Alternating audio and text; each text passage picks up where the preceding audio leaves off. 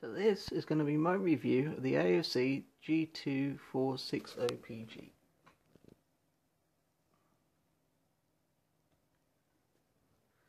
Which is a 1080p monitor, 144Hz, and it also comes with Gsync.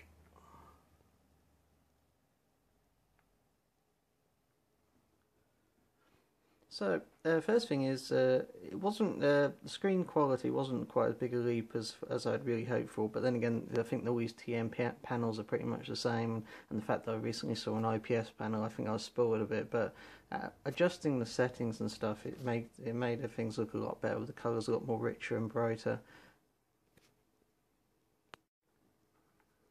Settings are pretty easy to find anyway. Straightforward.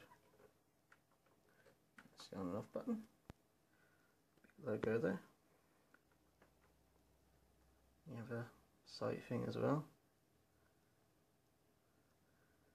It also has this ULMB. I think it's kind of like a ultra low motion blur. I think that's what it was called. Can't have that on Gsync at the same time. I think you have to have it at a slightly lower refresh rate as well.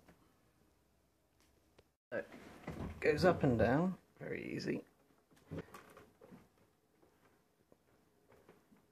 Very easy to move, quite light, and it also rotates that way as well. In fact, I think it'll go. Yep, we'll even go the whole way around.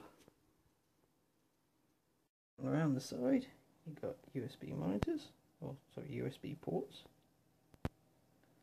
and then you have one display port.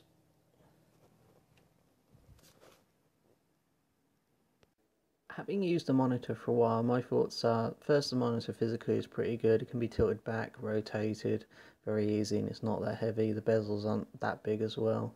Port-wise, apart from the USBs on the side, there's also a couple on the back. But my gripe is that only a display port, there's no HDMI, VGA or DVI, which I can understand because of the Gsync module. To get them to work on the other one, had to have another module. Screen quality, as I've only used several monitors before, I thought it looked a lot better. There's a bit of messing around to get the settings, but 144Hz and the 1 millisecond response time is pretty awesome. However, as far as the Gsync goes, for me, it's not really the game changer I've seen on many sites.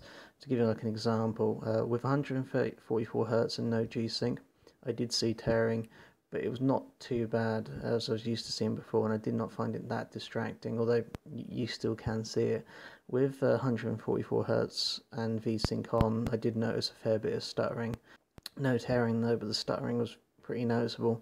Now with the adaptive sync on, I didn't notice any tearing, and there was the odd little stutter. And with the Gsync and the 144Hz, it was smoother. There was no tearing and even less stutter, but there's still the odd one every now and then.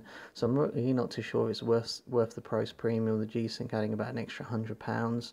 I think in hindsight, I'd have probably went for the G2460pg, which is pretty much the same thing, but it lacks the Gsync, but it does come with a VGA, DVI, HDMI, as well as a DisplayPort connector.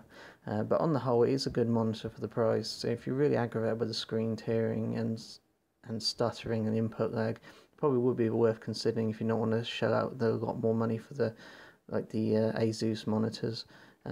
If you're not too bothered about that, then the cheaper one would be the G2460pg. It is cheaper. And something as well that's not really mentioned is it also does support NVIDIA 3D Vision. But I think with the monitors also coming up now, you're getting IPS monitors, which are 144Hz, so it might be worth just seeing what the price ranges are. But as far as this monitor goes, it's only about 300 for the Gsync one, and about 200 for the non-Gsync.